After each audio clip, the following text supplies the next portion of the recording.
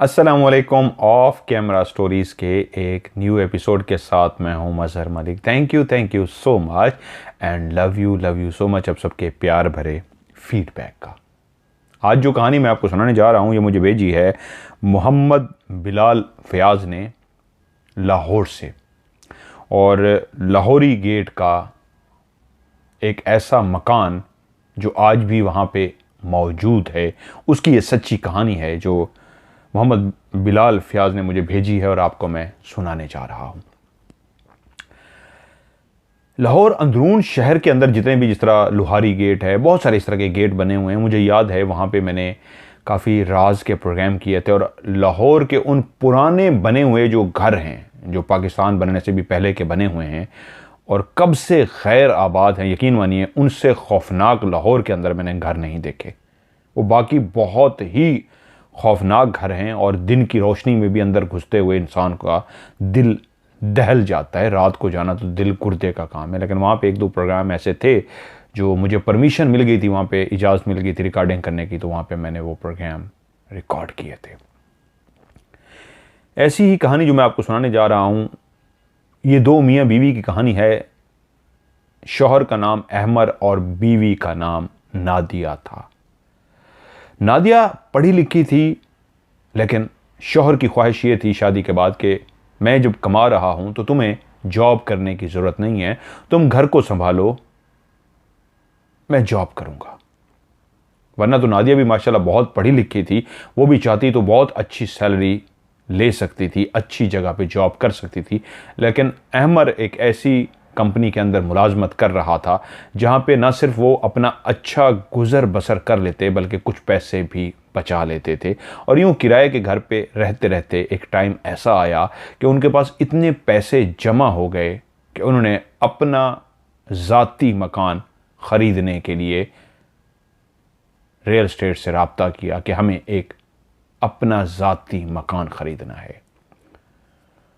और यूँ ढूंढते ढूंढते एक दिन उनको खबर मिली कि एक साहब जिनको बाहर जाना है और वो बाहर मुल्क शिफ्ट हो रहे हैं, उनका एक घर है जिसको वो बेचना चाह रहे हैं। फौरी तौर पे उनको ग्राहक चाहिए जो नकद पैसे अदा कर सके, वो किस्तें नहीं करेंगे। क्योंकि बहुत दफ़ा ऐसा होता है कि लोग जब मकान ख़रीदते हैं, दुकान ख़रीदते हैं, तो कहते हैं जी ये पहली पेमेंट आज ले लें, दूसरी पेमेंट हम आपको महीने बाद देंगे, 4 महीने बाद देंगे, 2 महीने बाद देंगे, या आपको कुछ दिनों के बाद देंगे। तो वो मालिक की ख्वाहिश थी कि मुझे पूरे पैसे इकट्ठे चाहिए, उसके लिए बेशक मैं कम पैसों में भी बेचने को तैयार हूँ। और जो पैसे बताए गए, अहमर लोगों ने उनको बताया कि हमारे पास तो इतने पैसे हैं, हम इससे ज़्यादा नहीं दे सकते। तो मालिक से बात की गई, मालिक ने कहा ठीक है, मुझे कबूल है, मैंने बाहर मुल्क जाना है, मैं इतने पैसे में भी देने को तैयार हूँ। यूँ पूरे उसको पैसे अदा कर दिए गए और यूँ मकान ख़रीद लिया गया। अहमर और नादिया जब उस मकान के अंदर दाखिल हुए, चाबी उनके हवाले कर दी गई, तो उनकी खुशी का ठिकाना नहीं था। आज उनका ज़ाती मकान था, छोटा सा था, 5 मरले का मकान था, बट उनका एक अपना मकान आ गया था। इंसान के लिए वो दिन बहुत बड़ा खुशी का दिन होता है जिस दिन उसको पता लगता है कि उसका अपना मकान बन गया है, अपनी छत है। अब उसको हर महीने मालिक मकान के किराए की टेंशन नहीं होगी कि फिर से महीना ख़त्म होने वाला है और दिमाग पे टेंशन सवार हो जाती है, किराया देना है। अब वो इस टेंशन से छुटकारा पाने वाले थे। यूँ उस मकान में जब दाखिल हुए तो उनकी खुशी का ठिकाना नहीं था। लेकिन ये मकान काफ़ी अरसे से बंद पड़ा हुआ था, इसलिए काफ़ी मेहनत करके इसको साफ़ करना पड़ना था। क्योंकि कोई भी घर, चाहे वो मोहल्ले में हो, शहर में हो, गैर आबादी में हो, जब कुछ अरसे के लिए बंद हो जाए तो फिर धूल और मट्टी जम जाती है उस घर के अंदर। यहाँ पे भी ऐसा ही हाल था। आज सारा दिन सामान शिफ्ट करने में लग गया। नादिया ने फैसला किया कल अहमर जब अपने ऑफिस जाएंगे तो उसके बाद मैं इसको उठकर साफ करूंगी।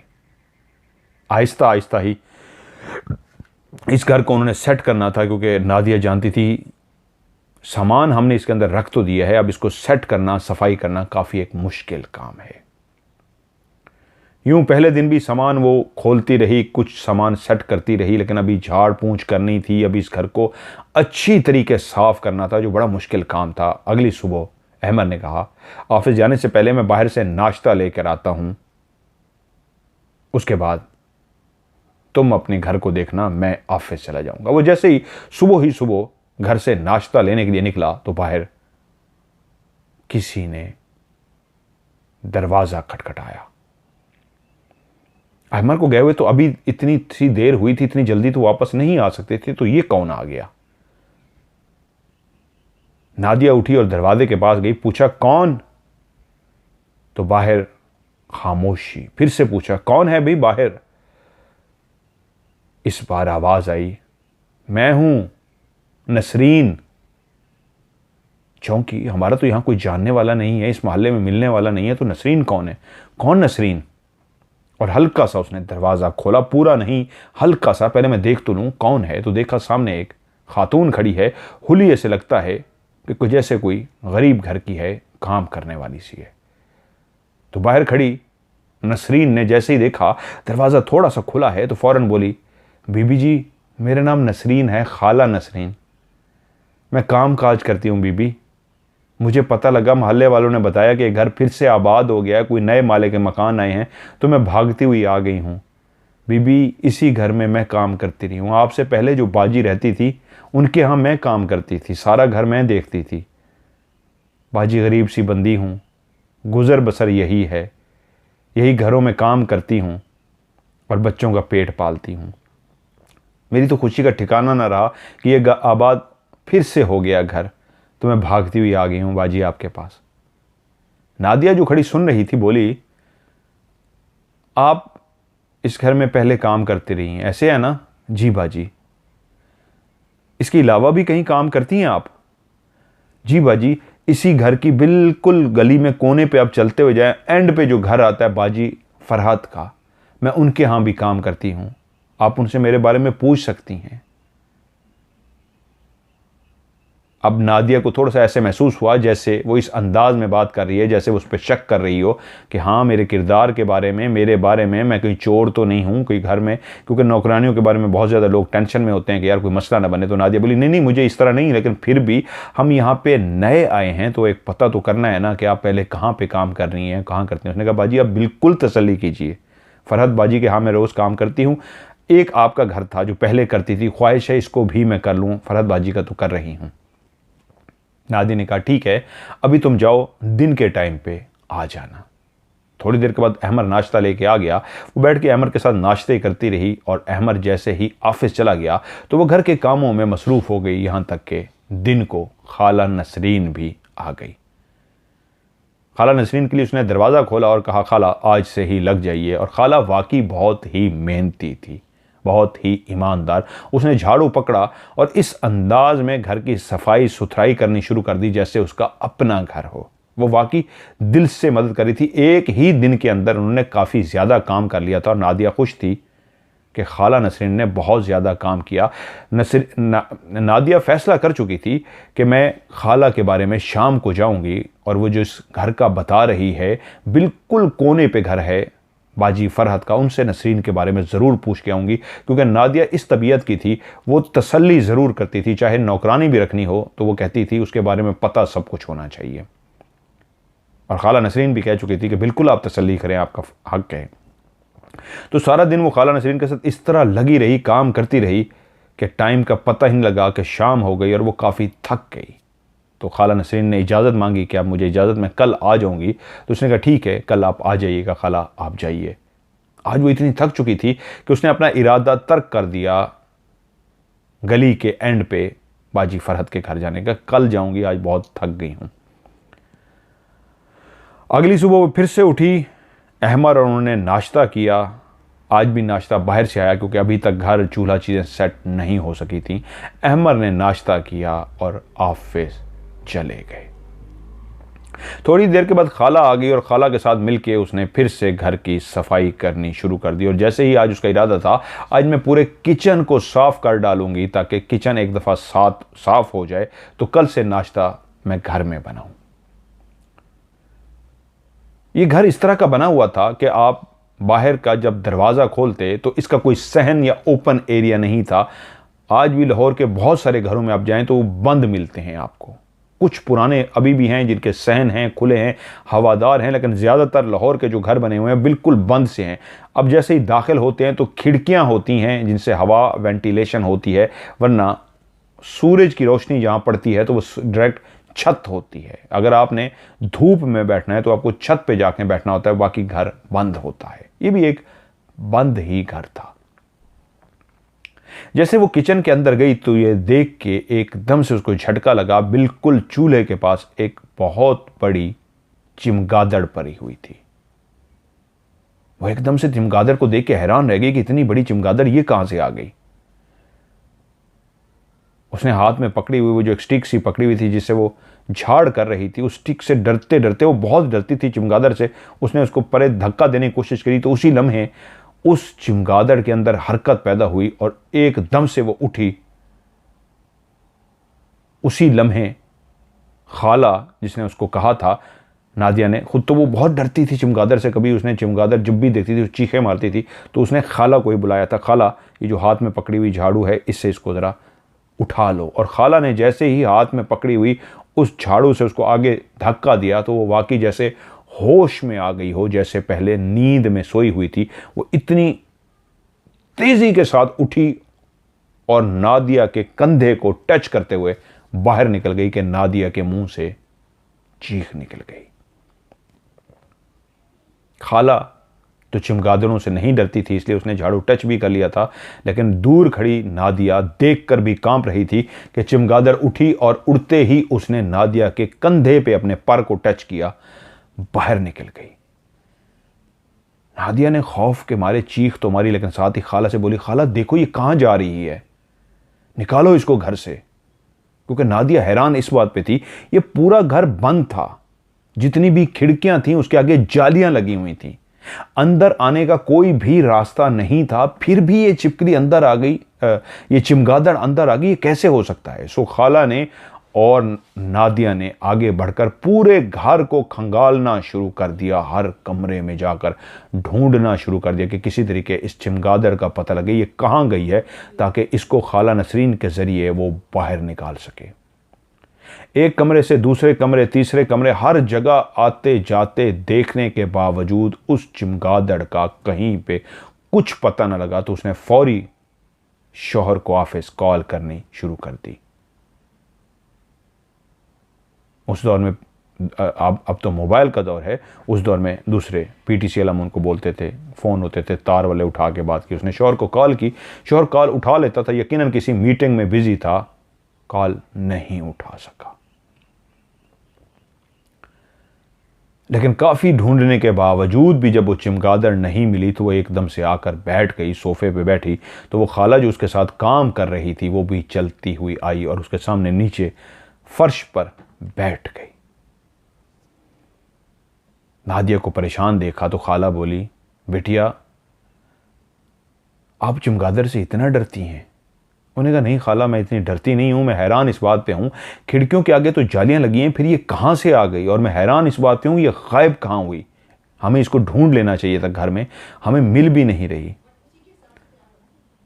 तो खाला नसरीन जैसे ख्यालों में देखते हुए कोई अपने आप से बात करता है, तभी बोली, बाजी मोहल्ले वाले सही तो कहते थे, और डरते कहते ही खामोश हो गई, जैसे कुछ कहना चाह रही हो, लेकिन एकदम से उसको लगा जैसे मैं कुछ ज़्यादा ही बोलने लगी हूं। तो नादिया बोली, क्या डरते, बोलिए बोलिए, बात मुकम्मल कीजिए। खाला नसरीन बोली, मैं नहीं चाहती बीबी आपका दिल ख़राब हो, मैं नहीं चाहती आप परेशान हों, लेकिन क्या करूं, जो सच है वो सच है। कहना क्या चाहती हैं खाला नसरीन, बोलिए, आप जल्दी से बोलिए, मैं परेशान हो रही हूं, क्या कहना चाह रही हैं। तो खाला नसरीन ने बोलना शुरू किया, बीबी ये जो मकान है बीबी जी, ये आसेब ज़दा है, इसमें भूत रहते हैं। आपसे पहले यहाँ पे बाजी राबिया रहती थी, उनके 3 बच्चे थे, बड़ा बेटा 10 साल का था, उससे छोटी 8 साल की बेटी थी, और उससे छोटा 5 साल का बेटा। 3 बेटे, 3 बच्चे और 2 मियाँ बीवी इस घर में रहते थे। मैं ही उनके यहाँ काम करती थी। मैं डरती नहीं हूँ बाजी, मज़दूर बंदे हैं, गरीब बंदे हैं हम जैसे लोग, जिन्होंने बच्चों का पेट पालना हो, वो इन चीज़ों से डर भी जाएं तो फिर क्या करें। नौकरी छोड़ दें तो खाएं तो क्या खाएं। मैं जब इस घर में आई थी तो मैंने भी सुन रखा था कि ये घर भूतिया घर है, यहाँ पे जिन्नात का बसेरा है, आसेब ज़दा है, लेकिन मैंने तो अपने बच्चों की रोज़ी कमानी है। आपको पता है महंगाई कितनी हो गई है, बच्चों का पेट पालना होता है, मैं क्या करूं, मैं अकेली बंदी हूं। मैंने कहा जो भी होगा अल्लाह मालिक है, मुझे डर इतना नहीं लगता, लेकिन फिर भी इंसान तो हूं। मैं नौकरी के लिए आ गई। उनके घर में बाजी वाकई बहुत अजीब सी हरकतें होती थी। मैं भी बहुत कुछ महसूस करती थी, लेकिन खौफ के मारे चुप रहती थी कि उनका घर है, मुझे काम करना है, मुझे तो शाम को चले जाना है। मैं डरती नहीं थी। लेकिन बाजी कभी इनके बिस्तर पर खून के छींटे आ जाते थे। बाजी कभी इनकी छत पर खून के छींटे आते थे,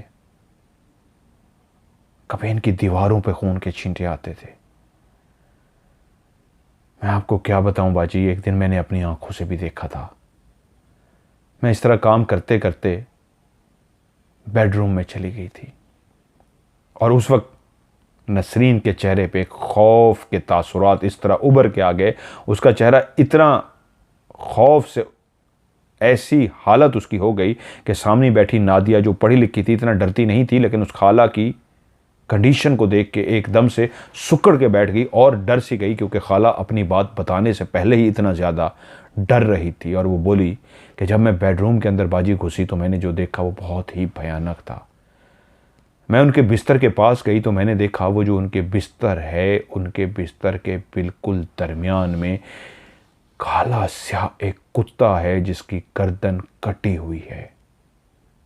और वो कटी गर्दन वाला कुत्ता बिस्तर के बिल्कुल दरमियान में पड़ा है और कटी गर्दन से खून के धारे निकल रहे हैं। बाजी ये बहुत भयानक था। बिस्तर पे ऐसे कुत्ते को देखना जिसकी गर्दन कटी हुई है और उसके खून ही खून निकल के पूरे बिस्तर पे खून फैलता जा रहा है, वो पड़ा हुआ है और वो तड़प रहा है।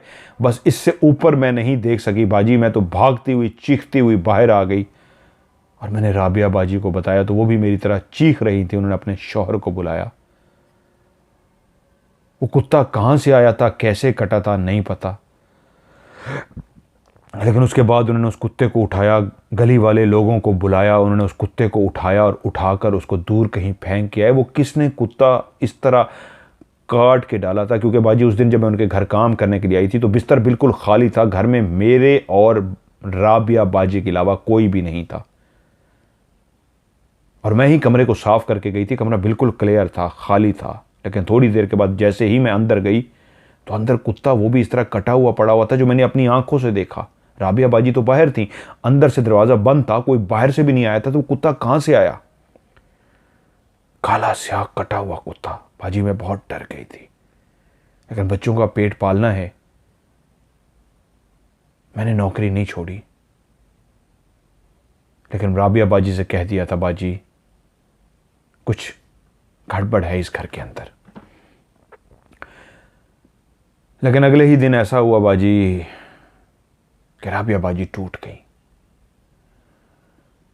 उस रात राबिया बाजी और उनके बच्चे तो अपने अपने बिस्तर पर सो गए, लेकिन जब सुबह उठे तो उनके बच्चे, तीनों बच्चे बिस्तरों से गायब थे।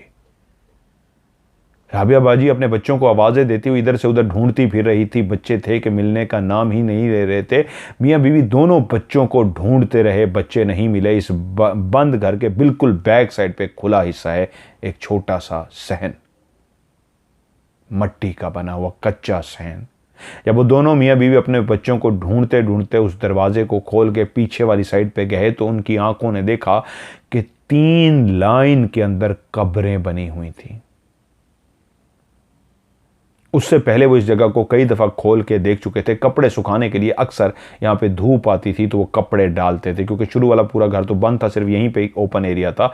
यहाँ पे कुछ भी ऐसा नहीं था। और उनके बच्चे जब नहीं मिल रहे थे, सिर्फ 3 कब्रें लाइन में बनी हुई थी, तो मियाँ बीवी पागलों की तरह उन कब्रों को खोदना शुरू हो गए, क्योंकि उन कब्रों की मट्टी से लगता था ये ताज़ी ताज़ी गीली मट्टी की कब्रें हैं, जैसे कल रात को ही बनाई गई हों। दोनों मियाँ बीवी पागलों की तरह उन कब्रों को खोदना शुरू हो गए और जब नीचे देखा तो तीनों बच्चे, 10 साल का बेटा, 8 साल की बेटी और फिर 5 साल का बेटा, उन कब्रों के अंदर से बरामद हुए। और सबसे खौफनाक बात यह थी, वो तीनों बच्चे मर चुके थे। कौन था जो उन बच्चों को उन कब्रों में दफन कर गया था, कोई नहीं जानता था। राबिया बाजी पागल हो गई, गली वालों को बुलाया गया, मोहल्ले वाले जमा हुए, उन बच्चों को अस्पताल लेके गए, लेकिन अस्पताल वालों ने तस्दीक कर दी पोस्टमार्टम करके कि इन बच्चों की दम घुटने की वजह से मौत वाक़ई हुई है। बाजी उन्होंने ये घर लिया हुआ था जब वो छींटें पड़ रहे थे, कभी छत से आवाज़ आती थी, कभी हंसने की आवाज़ आती, कभी सहन से आवाज़ आती थी। जिस तरह मैंने कुत्ता देख लिया, बाजी को बताया था, बाजी ने मेरे साथ देखा, उनके शौहर ने भी देख लिया था। उसी की अगले रात ही उनके बच्चे मारे गए तो राबिया बाजी तो होश ही खो बैठी। एक माँ के 3 लखते जिगर एक ही रात में कब्र में चले गए। वह हवास बाख्ता हो गई, वह होश खो बैठी, वो नॉर्मल नहीं रही थी। और बाजी आपने गौर किया कि आपको मकान ये सस्ता मिला होगा। उसके बाद राबिया बाजी के शौहर ने औने पौने इस मकान को बेच दिया था और काफ़ी अरसा ये मकान बंद पड़ा रहा है। और जब मकान बंद होते हैं तो चमगादड़ें तो आ जाती हैं। इस तरह ये हो सकता है ये चमगादड़ आ गई हैं। बाजी मैं आपको मशवरा दूंगा, बहुत अच्छी हैं, आप इस घर को छोड़ दें, ये घर ठीक नहीं है बाजी, चले जाएं। मैं नहीं चाहती आपके साथ कोई खौफनाक वाक़या हो जाए जिस तरह राबिया बाजी के साथ हुआ था। मेरा काम तो बताना था बाजी। और उसके चेहरे पे इतनी खौफ था, बताते हुए इतनी घबराई हुई थी, इतनी डरी हुई थी। राबिया इतनी डर गई, इतनी सुगड़ गई कि उसको समझ नहीं आ रही थी कि ये क्या हुआ है। उसके बाद राबिया उसके साथ बैठी बातें करती रही, कमरे में इधर उधर जा ना सकी। वो इतना ज़्यादा खौफजदा हो गई थी कि 3-4 बजे का ही टाइम था कि बाहर दरवाज़ा नॉक हुआ तो वो समझ गई इस अंदाज में दरवाज़ा अहमर बजाते हैं। बाहर गई, पूछा कौन, तो अहमर ने कहा मैं हूँ। उसने दरवाज़ा खोला, देखा बीवी बहुत ज़्यादा डरी हुई है। तभी उसने खाला को कहा खाला अब आप जाइए, मेरे शौहर आ गए हैं, कल आप आ जाइएगा। खाला इजाज़त लेकर चली गई और शौहर बोला क्या हो गया भाई, तुमने कॉल पे कॉल किए, मैं परेशान हो गया, जल्दी आ गया हूँ, क्या मसला हो गया था। उसने कहा अमर आपको नहीं पता आज क्या हुआ है, यहाँ पे एक चमगादड़ निकली है। तो अमर बोला इसमें ऐसी क्या बड़ी बात है, जब घर बंद पड़े होते हैं, कोई नया बंदा लेता है तो चमगादड़ इस तरह की चीज़ें होती हैं, इसमें ऐसी क्या बड़ी बात थी। और वैसे भी नादिया तुम तो पढ़ी लिखी हो यार, बहुत वेल एजुकेटेड हो, क्या इस तरह की बातें कर रही हो, मतलब क्या इस बात का। उसने कहा अहमर बात चमगादड़ की नहीं है, खाला नसरीन ने जो कुछ मुझे बता दिया है तुम सोच भी नहीं सकते इस घर के अंदर क्या है। क्या बताया है खाला ने तुम्हें, अहमर बोला। तो उसने शुरू से लेके वो सारे वाक़यात जितने भी उसने सुने थे वो सब के सब अहमर को सुनाए और कहा अहमर ये घर ठीक नहीं है, ये भूतिया घर है, इसमें कोई आसेब रहता है। खाला ने मुझे बता दिया, मेरा तो दिल धड़क रहा है, मैं तो डर गई हूँ, कुछ करो यार।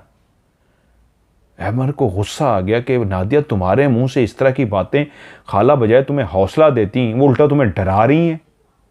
भाई वो तो जाहिल हैं, पढ़ी लिखी नहीं है, कमरों में काम करने वाली औरत है, उसने तो इस तरह की बातें करनी है। मुझे हैरत तो तुम पे हो रही है यार, तुम तो पढ़ी लिखी हो, क्या इस तरह की बातें कर रहे हो, अल्लाह ने हमें घर दे दी है।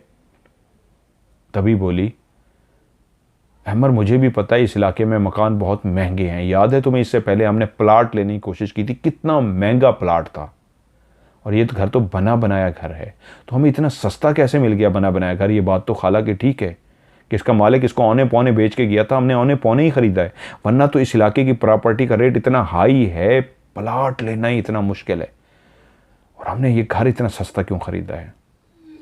अहमर बोला ओ हो प्लीज़ यार, ये क्या टॉपिक लेके बैठ गई हो, तुम्हें पता है मालिक को जल्दी थी जाने की, उसको फ़ौरन कैश चाहिए था, नकद पैसों पे बेचना चाह रहा था, सब कुछ तुम्हारे सामने तो है, और ऐसा कई दफ़ा होता है, कौन सी बात कहाँ से जोड़ रही हो, प्लीज़ यार अब मैं आ गया हूँ, भूख लगी है, कुछ खाने का करते हैं। और यूं वो जान चुका था कि बीवी वहम का शिकार हो रही है, पढ़ी लिखी होने के बावजूद, लेकिन एक औरत की बातों में आके ऐसा सोच रही है। खैर अगली सुबह वो ऑफिस की तरफ रवाना हो गया और वो खाला नसरीन का इंतज़ार करने के लिए बैठ गई। आज खाला नसरीन देर कर रही थी, अभी तक आई नहीं थी, तो उसने सोचा ये जो बिस्तर हैं इनको कम से कम मैं धूप लगवाने के लिए ऊपर छत पे ही डाल आऊँ, नीचे तो धूप आती नहीं है जब तक खाला नसरीन भी आ जाएंगी। उसने बिस्तर उठाया और सीढ़ियां चलती हुई ऊपर पहुंच गई। ये सुबह 11 बजे का टाइम था। जब वो छत पे गई है तो पहला मंजर जो उसकी आंखों ने देखा तो उसकी पूरी छत चमगादड़ों से भर चुकी थी। उसकी छत पे बड़ी बड़ी चमगादड़ ही चमगादड़ थी। ऐसा लगता था जैसे पूरी छत पे पांव रखने की जगह तक नहीं है। चमगादड़ ही चमगादड़ थे। उसने इतनी ज्यादा चमगादड़ जिंदगी में कभी नहीं देखी थी कि पूरी छत चमगादड़ों से भरी हुई थी। कुछ उड़ रही थी और बैठी हुई थी कि ये मंजर इतना भयानक था कि दिन की रोशनी में छत पे इतना ज्यादा चमगादड़ों को देखना कि एकदम से वो खौफजदा होकर नीचे भागी। रजाई उसके हाथ से गिर गई और वो तेजी के साथ लुढ़कती हुई नीचे आके गिरी। उसको काफ़ी चोटें लगीं लेकिन शदीद चोटें नहीं लगीं। तभी बाहर दरवाज़ा खुलने की, नॉक करने की आवाज़ आई और बाहर से कोई बोला, बेटी दरवाज़ा खोलो, नसरीन हूँ मैं। वो जैसे कैसे उठी, भाग के दरवाज़ा खोला तो खाला नसरीन ने देखा नादिया के रंग उड़े हुए हैं, शदीद खौफजदा है। खाला ने पूछा, क्या हुआ बेटी? बाजी क्या हुआ? तो उसने हाँपते कांपते सारी सूरत हाल सुनाई कि ये हुआ है। रजाई कहाँ है? उसने कहा ऊपर सीढ़ियों में पड़ी है। तो खाला नसरीन ने उसका हाथ पकड़ा और कहा आओ मेरे साथ देखते हैं। उसने कहा खाला मेरे अंदर हिम्मत नहीं है। तो खाला काफ़ी बहादुर थी, सीढ़ियों में गई, उसने रजाई उठाई और ऊपर जब छत पे गई तो छत पे कुछ भी नहीं था। उसने कहा बाजी ऊपर छत पे तो कुछ नहीं है। उसने कहा नहीं है खाला नसरीन, मैंने देखा है। तो उसने कहा आइए आप आके देखिए। और जब वो खाला नसरीन के साथ ऊपर गई तो ऊपर कुछ भी नहीं था। वो नीचे आ गई, बहुत ज्यादा डर गई थी। आज खाला नसरीन जहां जहां काम कर रही थी वो उसके पीछे पीछे फिर रही थी। वो बहुत ज्यादा डरी हुई थी। कल की सारी बातें भी उसके दिमाग में थी और आज का जो वाकया हुआ था तो वो तो था ही बहुत हैरान कुन। कि शाम को जब अहमद घर में आए तो उसने खाला को छुट्टी दी और फौरी तौर पे अहमद को सारा वाकया सुनाया कि ये हुआ है आज। आपको मेरी बातों पे यकीन नहीं आ रहा, आपको लगता है मेरे वहम हो गया है, जबकि मैंने अपनी खुली आंखों से चमगादड़ों को देखा है। कभी आपने जिंदगी में इतनी ज्यादा चमगादड़ इकट्ठे देखी हैं? आप क्यों नहीं मेरी बात का यकीन कर रहे? यकीन कीजिए, कुछ ना कुछ गड़बड़ है। अहमद जानता था इस वक्त वो वहम का शिकार हो गई है, मैं अब उसको फौरी तौर पे तो कुछ नहीं कह सकता। तो उसने कहा अच्छा ठीक है यार, देखते हैं इसको, कुछ करते हैं, फिलहाल मुझे भूख लगी है। किचन तो साफ हो गया था ना, कुछ खाने का करो। उसने कहा अच्छा मैं खाने का देखती हूँ। और अहमद जिस कमरे में वो रहते थे, जो उनका बेडरूम था, उसके साथ ही जुड़ा हुआ वॉशरूम भी था। अहमद ने कहा ठीक है मैं वॉशरूम जा रहा हूं तो मेरे लिए खाना तैयार करो। नादिया किचन में खाना तैयार करने के लिए जैसे ही घुसी तो पीछे से अहमद वॉशरूम के अंदर चला गया। वो ऑफिस से आया था, नहा धो फ्रेश होके जैसे ही वो अपने कमरे में दाखिल हुआ तो नादिया अभी तक किचन में थी, लेकिन पूरे ही बिस्तर के ऊपर खून ही खून बिखरा हुआ था। जैसे वो बाहर निकला तो एकदम से परेशान हो गया कि ये पूरे कमरे के अंदर चादर पे, बेड पे ये खून ही, कमरे में नहीं चादर पे खून ही खून बिखरा हुआ है। ये खून कहाँ से आया? वो देख के परेशान हो गया। तो उसने ये वाली जो उंगली होती है, अपनी इस उंगली को आगे किया और अपनी उस उंगली से खून को टच करके देखा जमा हुआ है, ताज़ा है या क्या है। जैसे ही उसने खून की उंगली पे, खून पे जो सामने धब्बे पड़े हुए थे, उसने उंगली टच की तो बिल्कुल ताज़ा खून था। और जैसे ही उसने अपनी उंगली पीछे की तो उसने देखा उसकी उंगली से ही खून बहना शुरू हो गया है। अगर यही मंजर उसको नादिया बताती तो वो कभी भी यकीन ना करता, वहम समझता। लेकिन अभी एक हैरत अंगेज मंजर उसके सामने हुआ था कि खून ही खून देख के उस खून को उसने अपनी उंगली टच की और जैसे ही उंगली वापस उसने उठाई तो उसी की उंगली से खून बहना शुरू हो गया। कोई कांटा नहीं चुभा था, उसके बावजूद उसकी उंगली से मुसलसल खून बह रहा था, जैसे किसी ने कुछ बहुत ज्यादा चबो दिया हो। उंगली से कोई दर्द नहीं हो रहा था, कुछ चबोया भी नहीं गया था, लेकिन उंगली से मुसलसल तेजी के साथ खून बह रहा था।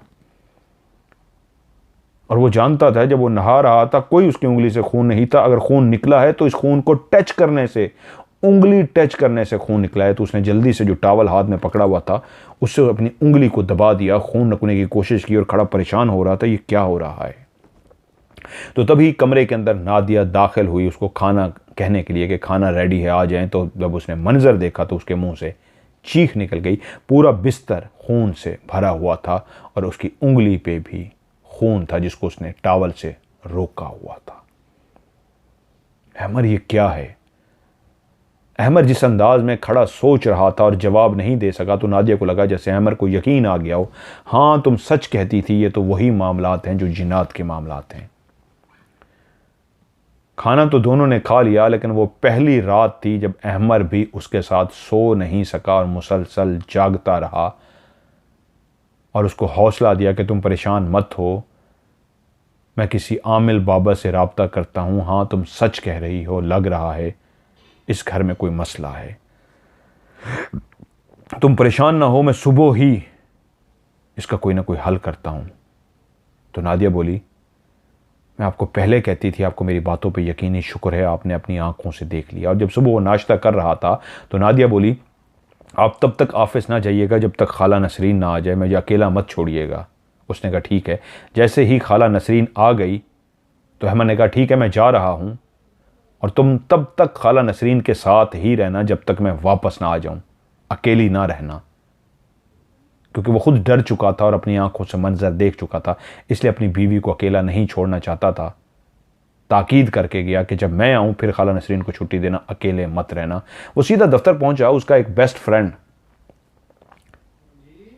फ्रेंड शहरोज, जिसने उसका जिक्र किया, सारी सूरत हाल उसको बताई। शहरोज जानता था कि अभी कुछ दिन पहले इसने नया मकान ख़रीदा है, नया नहीं, एक मकान ख़रीदा है। और सारी सूरत हाल जब उसको बता चुका तो उसने कहा, शहरोज ने कहा, यार एक आमिल बाबा है, मैं उसको जानता हूँ, अगर तुम कहो तो हम उसके पास जा सकते हैं।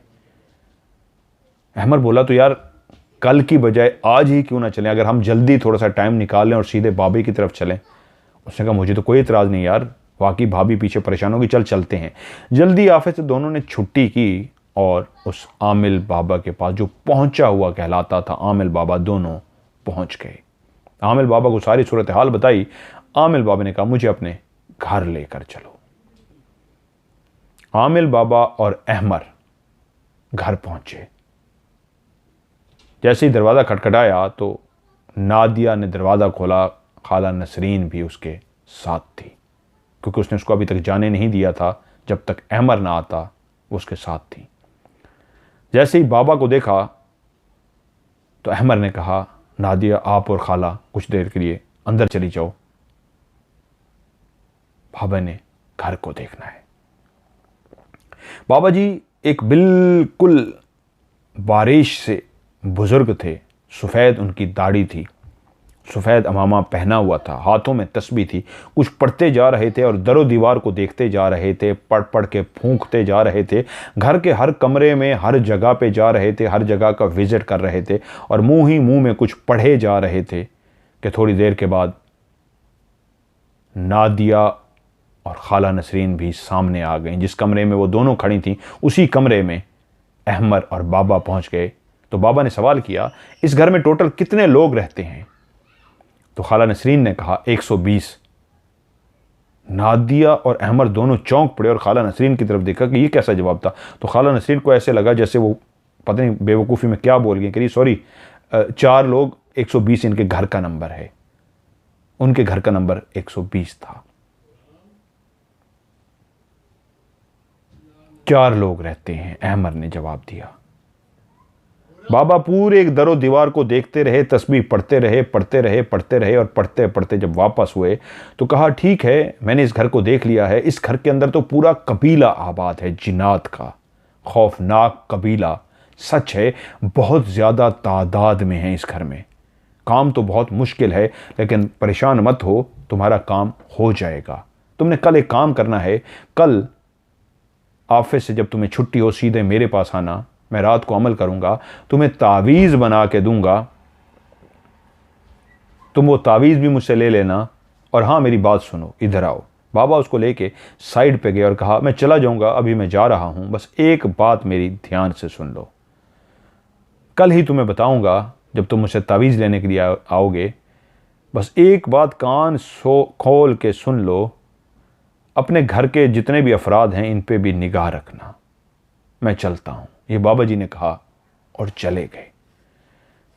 अहमर बहुत परेशान हुआ, ये बाबा जी कैसा जुमला बोल के गए हैं कि घर के लोगों पे भी निगाह रखना, ये कैसी बात की है उन्होंने।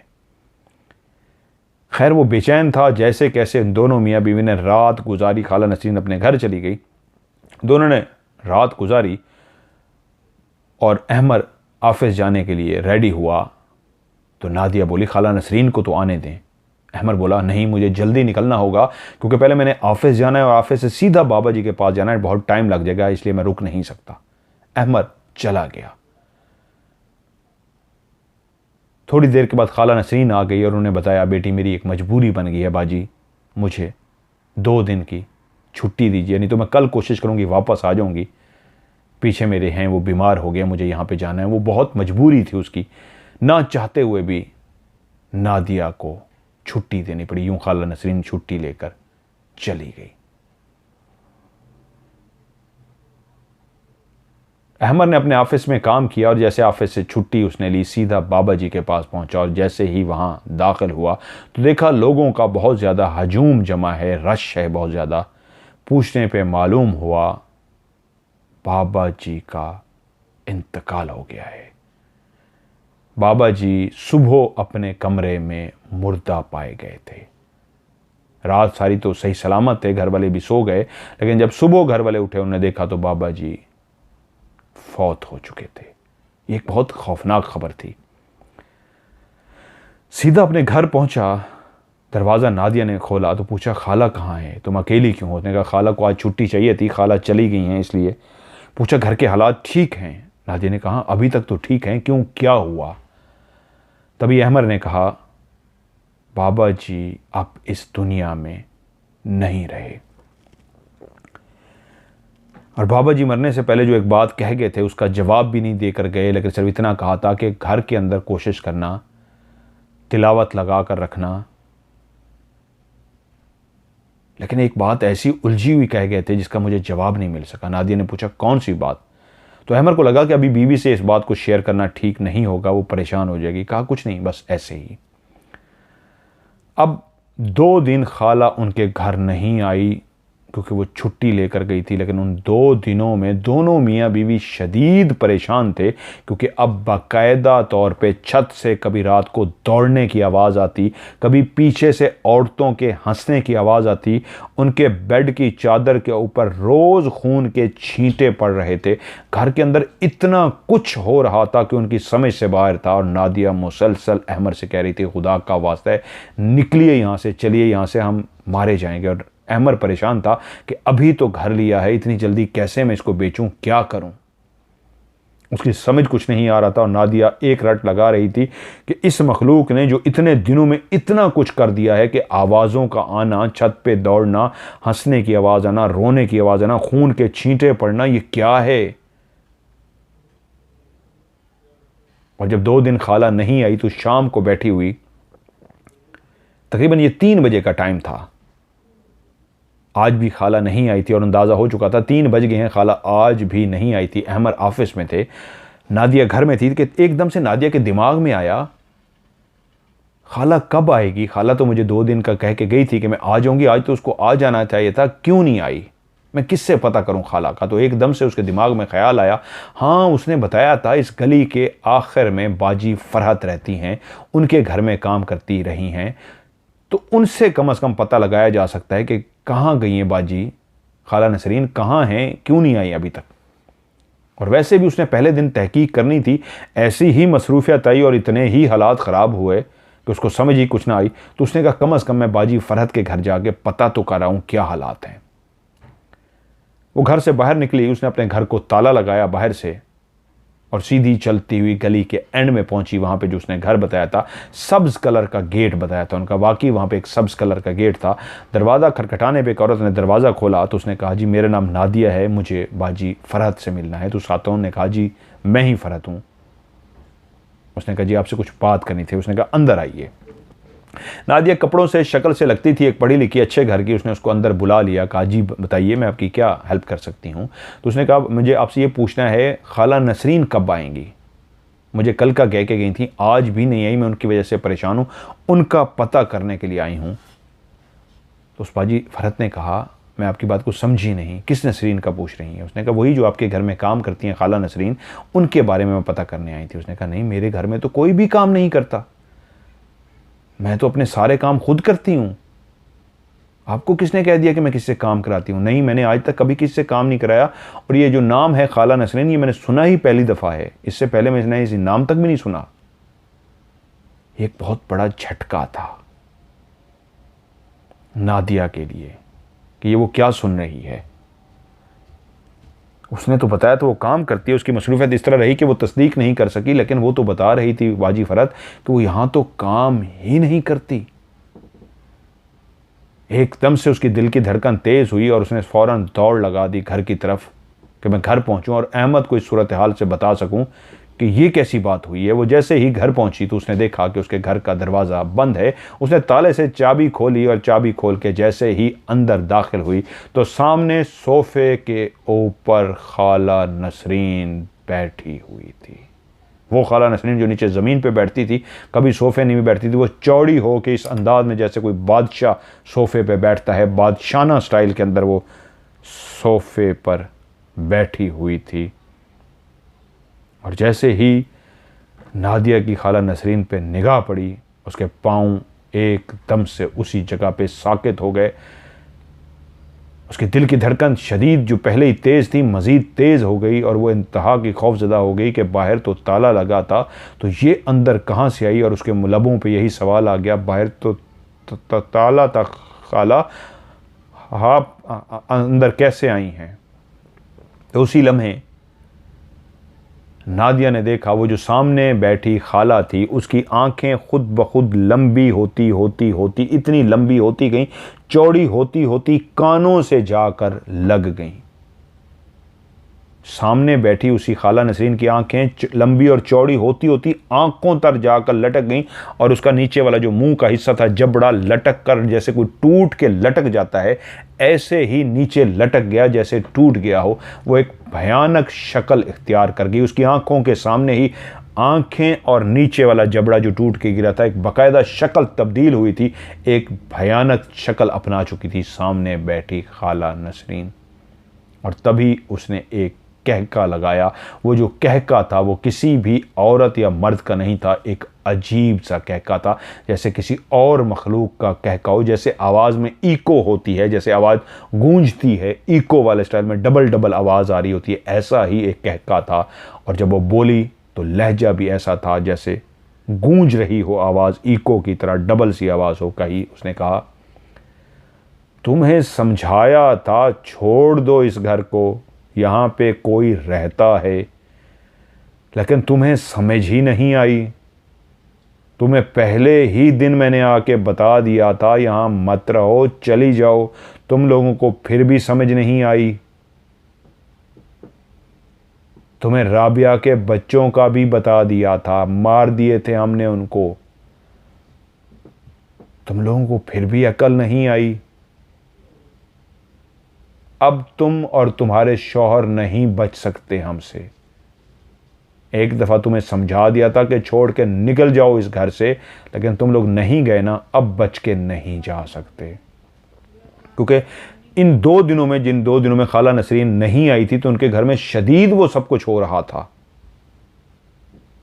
और अब खाला नसरीन उनको यही जतला रही थी, जो इस वक्त खाला नसरीन नहीं, एक डाइन बन चुकी थी, एक चुड़ैल बन चुकी थी, एक भूतनी बन चुकी थी, जो कह रही थी इतने तुम्हें इशारे दे दिए फिर भी तुम लोगों को समझ नहीं आई ना, तो फिर अब भुगतो।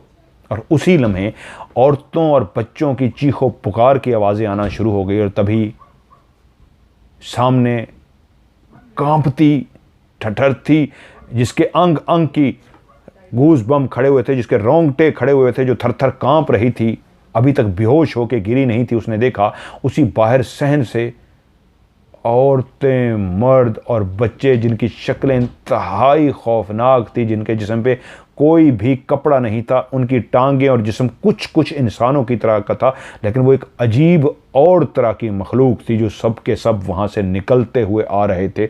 और नसरीन जो अजीब से रूप में डाइन बनकर बैठी थी, उसके पीछे जमा होते जा रहे थे और पूरा घर उस मखलूक से भर गया।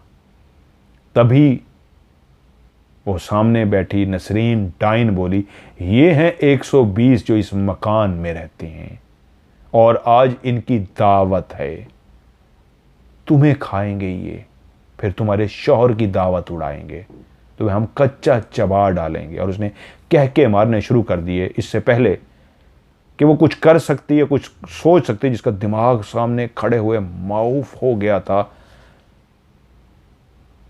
उसने देखा और नसरीन अपनी जगह से उठी है और उसका सीधा हाथ उसकी गर्दन के अंदर आ गया है। उसके बाद नादिया को कोई भी होश नहीं रही, वो कौन है, वो कहाँ है, क्या है, वो बेहोश हो गई।